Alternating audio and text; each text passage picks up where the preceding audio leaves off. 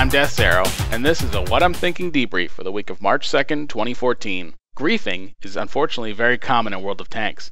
I'm pretty sure that almost every player has experienced it at some point. From verbal abuse, to being blocked in, to getting team killed, it runs the gamut. As the XVM mod has become more popular, stats-based harassment has been on the rise. I remember early on that there were players that would announce to both teams who the worst player was in a match. I've also seen players call out the better players on their team for not doing enough to carry a match. I've even seen it go so far as to have a forum thread created in an attempt to name and shame those players. One thing I've personally seen a few times since I've come back are low-tiered players calling out more experienced players for seal clubbing. I've made my feelings about seal clubbing known in a past debrief, and without reiterating everything all over again, I personally don't see anything wrong with players playing whatever tiers and tanks they want regardless of their motives. Wargaming even encourages low-tier play by giving out tier 2 gift tanks on a yearly basis. That said, even though I've played almost 20,000 battles, I still haven't played every tank line in the game. So ironically, the 2 times recently that I've been personally called out for alleged seal clubbing, I was actually grinding new tank lines and had less than 10 battles in each of those tanks. I found the entire experience rather baffling the first time, and the accuser was rather adamant and obnoxious about the whole thing. I found that the best way to deal with people like this is to just ignore them. It's not like typing back is going to change anyone's mind on the subject, and just serves as a distraction, which is exactly what they're hoping to have happen. I'm in game to play tanks, not to get into a debate. Anyone that's seen me play knows that when I'm alive, I don't waste much time with the chat other than to pass useful information along to my team. Even when I'm dead, I very rarely troll any other players in the match. Obviously, if you're getting rammed, blocked, or shot by your teammates, it's not quite so easy to ignore. Control the distractions you actually can and focus on the battle and the enemy as much as possible. And now it's time for the Match of the Week! The replay they'll be looking at is a solo battle from March 3rd on Province in my Valentine AT. As noted on the loading screen, this is a standard battle. Reviewing tank composition for this battle reveals the following. This is a tier 3 battle with 8 tier 3s on my team and 7 on the enemy team. My team has 7 tier 2s while the enemy team has 8. Both teams have 2 tier 2 arty pieces. I don't recognize anyone in this match. As the match loads in, my plan is to stay on the hill on this side of the castle-like structure and find a bush to sit behind. Ideally, one or more of my teammates will rush into the valley and light some targets up for me. It should be noted that I'm running a 75% crew on this tank with no secondary skills. I've mounted a camo net and binocs for equipment. I'm also running the stock 6-pounder, which is actually quite adequate against many opponents you face. As the battle gets underway, I'm going to climb back up the hill and over to the bushes over by the castle-like structure. Not too difficult to work through my teammates. Sometimes it gets clogged up near a spawn and we'll get slowed up.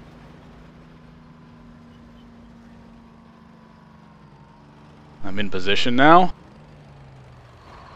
I'm waiting to see what gets spotted. I can see a Panzer S-35 and I get a hit. I'm going to stay on him. I get a second hit. And he backs behind the house, switching over to the Panzer 2G, and he gets knocked down by our medium 3. I have a Universal 2-pounder. He's behind a rock. Don't have a shot right now. And he comes out of cover, and I get a hit. And he backs back into cover before I can line him up again. Switching back to the Panzer S-35. And I miss. I can only really see his front corner. I'm going to take a couple blind shots. Not sure if I'm hitting or not, of course.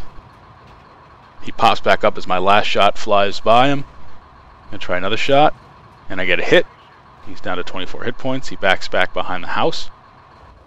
We've got a Panzer II down at G7. We knocked down their Cruiser 3 that was in the middle of the valley. Valentine AT, line him up. I missed my first shot. I didn't allow it to aim all the way in. And I missed my second shot as he backs back into cover. Keeping an eye on him, hoping he'll keep backing out, but he does not expose himself again and he disappears. Panzer II is beginning to climb the hill. A Panzer 1C has found a hole and gotten through to A4. I may get spotted at any moment. I will try to get shots while I can, then fall back before I get spotted. I hit him on the run. I'm backing out now because I'm likely spotted. Do not want to take fire from the opposite hillside. He's tearing up our medium 2. T-26 is going down to see if he can knock him down. I'm not sure what our M3 Steward is doing.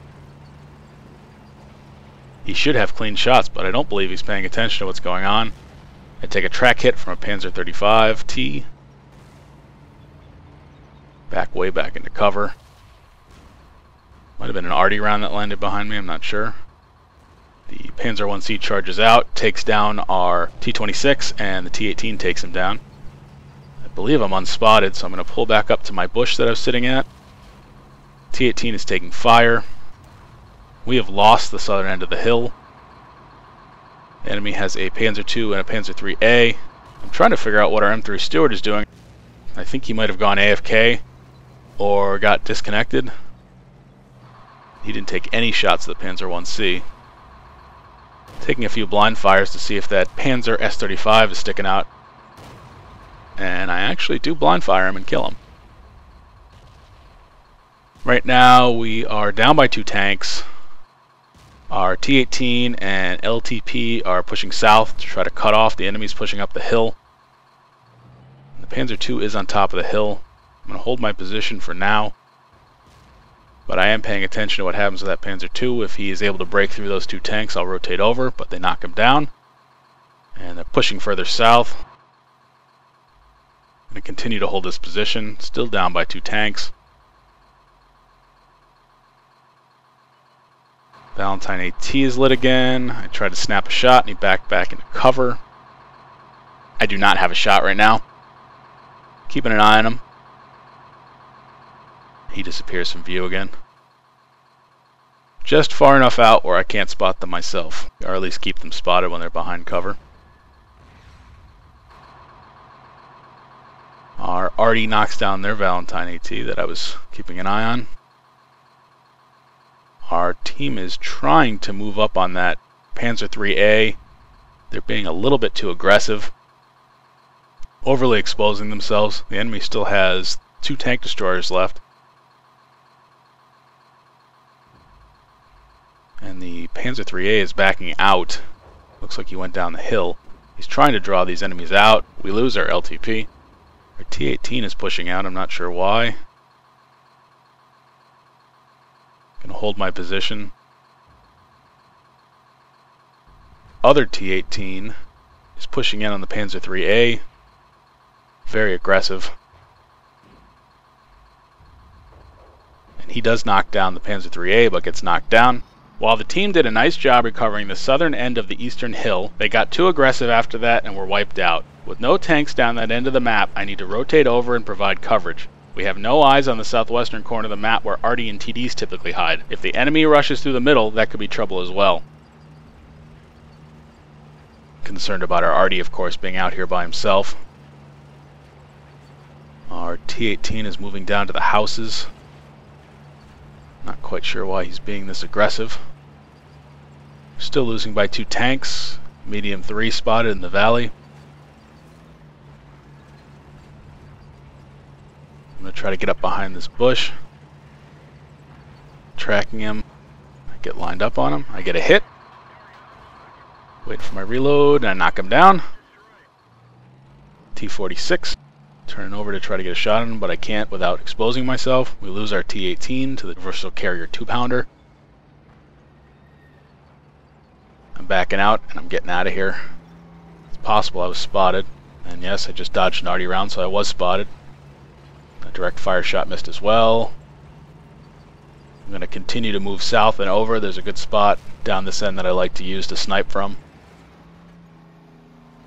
Get a little bit hung up on the terrain, but I free myself up, keep going. We're down by 2 tanks still. We have 2 tank destroyers and 2 Artie, so being aggressive at this point really makes no sense.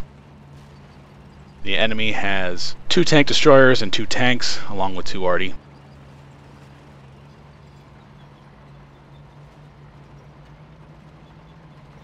Don't really know what to expect, to be honest, at this point.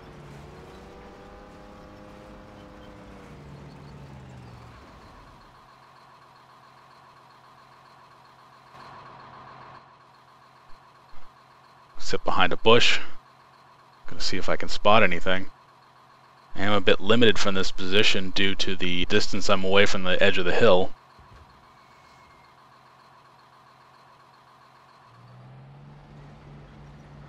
And I decide I'm going to move up behind the rock in front of me and then use the bushes on either side for cover. I've used this position pretty successfully in many other low tier tanks. Spot their Artie, line them up, get a hit, And I knock him down. I already just missed behind him. See what pops up next. I'm keeping an eye on that T-46, hoping he'll come out of cover.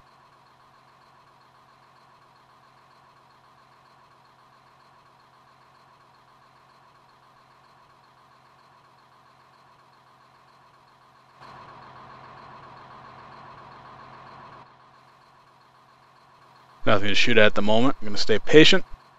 Let the enemy expose themselves.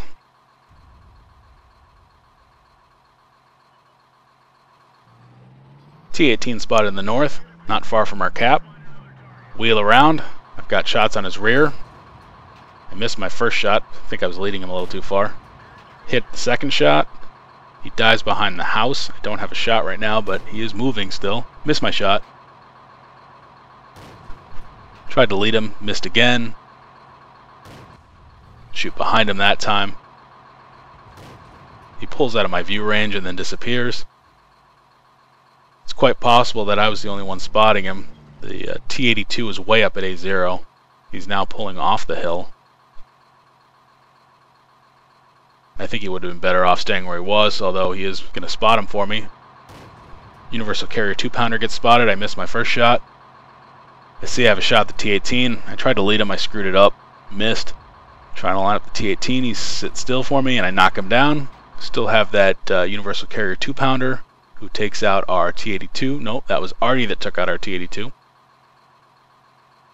I'm a little concerned at the moment, and I'm considering rotating back, but I spot the PZ-35T. Artie knocks down the Universal Carrier 2-pounder. Line up the Panzer 35T. I get a critical hit on my first shot. Get a damaging hit on my second shot. Hit him again. And I knock him down. Enemy team is now down to 2 tanks. We've got 5.5 minutes to go. I'm going to see if I can spot that T-46 from here. There is a distinct possibility he's moved and he's not there anymore. Or he's just camping behind the house.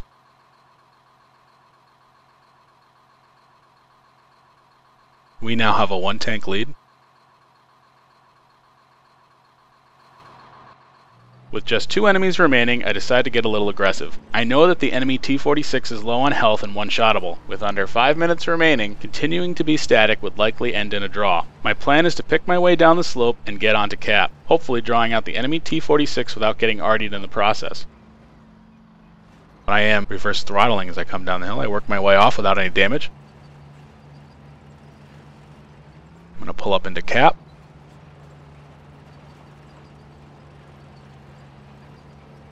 Begin the cap. This should draw the T-46 out of cover. I'm going to move up as far as I can and try to use the little bit of a rise here as defilade from Artie, although I don't believe it's going to be of much help. But I'll certainly make Artie have to work a little bit to get the hit because my tank is pretty low to the ground.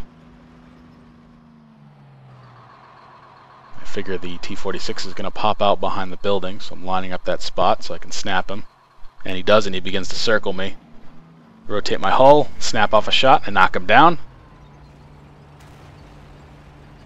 With the T-46 taken down, I make the call to cap out the match. With not a lot of time remaining, it's better to take a sure win at this point than try to chase down the remaining Artie. If my tank was faster, I might have considered going for it, but the Valentine AT is too slow and potentially one-shottable since it's open-topped. I'd rather stay behind this little rise and a little bit of soft cover here. In case Artie decides to charge down the hill, I will have some protection. Although Artie's on the move, are challenged at best to get hits. Although it does happen from time to time. Our Artie fired a shot. I don't know what he was trying to shoot at.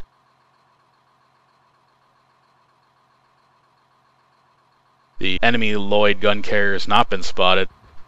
I assume he's up in the corner, probably J1, J2 area. Maybe H1. And I cap the match out for the win. Looking at the after action screens, I destroyed 6 tanks, damaged 3 more, hit 18 of 33 shots, did 1,092 points of damage, and earned 1,348 experience before the double. I earned a Top Gun, High Caliber, and Invader medal, as well as an Ace Tanker badge. Overall, I started off this match taking up a camoed position on the hill overlooking our cap with good lanes of fire across the enemy side of the hill. This is the appropriate way to play this map as a tank destroyer so you can maximize your camo and take advantage of spotted enemies. As my team got whittled down, I had to rotate south to give my team eyes on the southwestern corner and middle of the map. This paid off as the enemy became very aggressive and charged through the middle. Once the enemy team was whittled down to just 2 tanks, I became more aggressive, working my way down off the hill and over to their cap to draw the remaining enemies out of cover. Close quarters fighting is usually not a strength of a tank destroyer, but I was able to rotate my hull and snapshot the T-46. With just Artie remaining and limited time left, I decided to cap out the match. I wasn't expecting Artie to charge down the hill, and without eyes, the chance of getting hit was limited. Thank you for watching this What I'm Thinking debrief. Stay tuned for more content soon.